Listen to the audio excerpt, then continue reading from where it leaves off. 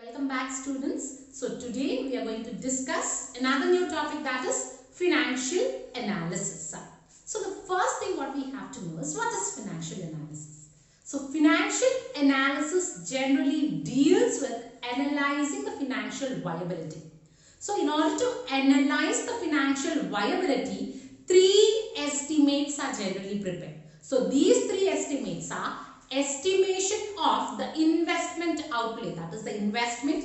Next, the estimation of operating revenue, that is sales. And the third one is estimation of operating cost. So I am repeating it. In order to analyze the financial liability, three estimates are generally performed. That is estimation of investment, estimation of revenue, and estimation of operating cost. On the basis of these three estimates, balance sheet, income statement and cash flow analysis are prepared. And these statements are generally known as projected financial data.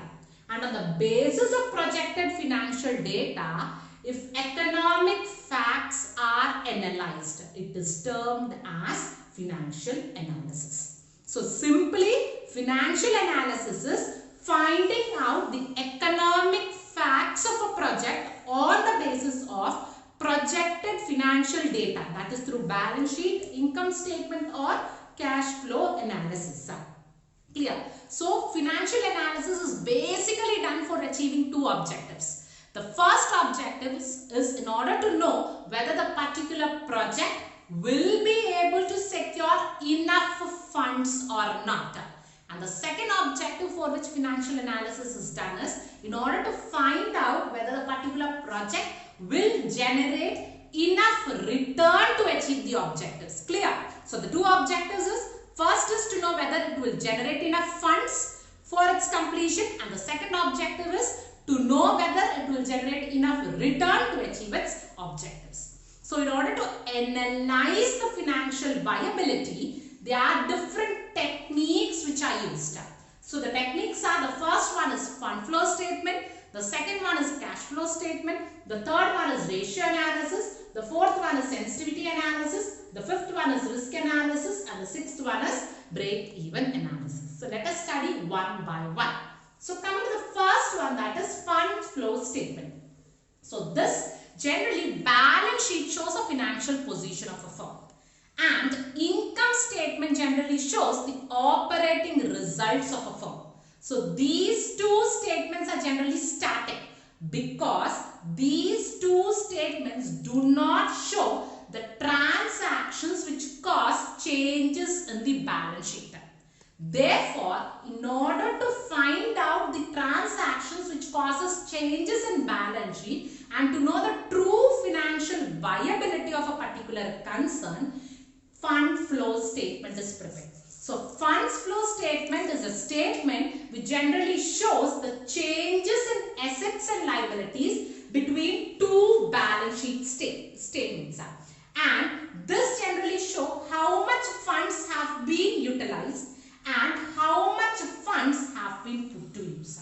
So fund flow statement is generally a statement which generally shows how much working capital has been generated and how much capital has been used for different undertakings. Clear? And that is regarding the first one.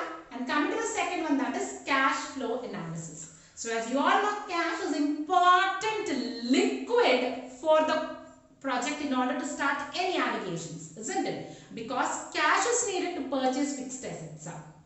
Cash is needed for purchasing current assets. Cash is needed for paying current liabilities. Cash is needed for carrying on your project, isn't it? So that is the importance of cash. So therefore, cash flow analysis is prepared to show the movement of cash into and out of the firm. And it also shows the net effect on the cash balance. Therefore, with the help of cash flow statement, an entrepreneur will be able to find out two important things. The first thing is if he can determine the amount of cash which is needed in order to start an enterprise. And the second thing is he can plan the timing for the loan funds. So at what time loan has to be taken, that can also be planned with the help of cash flow statement. Clear? And coming to the third one, that is ratio analysis. So ratio analysis, ratio generally shows the relationship, isn't it? So ratio analysis generally shows the mathematical relationship between two figures taken from the financial statement. So with the help of ratio analysis, we can compare the current performance with that of past performance. And we can also find out the effectiveness and efficiency of the organization. Therefore, this ratio analysis helps to discharge different management functions, that is planning, controlling, scheduling, communicating, coordinating, forecasting. Everything is made possible with the help of ratio analysis. And the fourth important technique is sensitivity analysis. So sensitivity generally shows the sensitiveness of different variables on the project. So sensitivity analysis generally helps to study the impact of different variables on the project. That is the impact of raw material, or the impact of sales volume, or the impact of volume, or impact of quantity, or impact of capacity on the economic viability of the project. That is, in sensitivity analysis, what happens is one variable is changed and other variables is kept constant, and the result is generally noted. In the same manner, another variable is kept constant and generally the changes are noted. In again the same manner, another variable is kept constant and the changes are noted. So by doing this, we can know the variable which is generally causing a greatest sensitivity to the project. So with the help of sensitivity analysis, we can find out the variable which greatly impacts the completion of the project. Okay. And coming to this fifth one, that is risk analysis. So risk analysis is generally used to identify the sources of risk and the impact of different risk on the project. So risk may be of different type, that is risk of rise in prices, risk of rise in tax rate, duties or product prices, or risk of raw material. So this analysis is used to find out the sources of risk, that is changes in the price, changes in the raw material, changes in taxes, and impact on the return of the project. And the last technique is break-even analysis. So break-even analysis is generally a technique of cost volume profit analysis. It is one of the technique of Cvp analysis. So this Cvp analysis means generally cost volume profit analysis shows the impact, that is shows the changes of cost, volume or price or product mix on the profitability of the project. Clear? So this cost volume profit analysis is generally used to identify the impact of changes in cost, volume or other related variables on the profitability of a project. And this break-even analysis is generally used in order to estimate the break-even point. That is the point where total sales is equal to total cost. So this break-even analysis is generally used to identify the break-even point, or it is also called as zero point or bread earning point. That is a point where total sales is equal to total cost. And with the help of this point, we can identify the area where the firm earns no profit and no loss. And after this area, that is if the firm crosses this area, there are chances of firm to earn surplus. So in order to find this point, break-even analysis is used. And it is in the formula, it is represented as fixed cost by contribution per unit. That is break-even point is equal to fixed cost by contribution per unit. So this contribution is generally arrived by deducting the sales minus variable cost.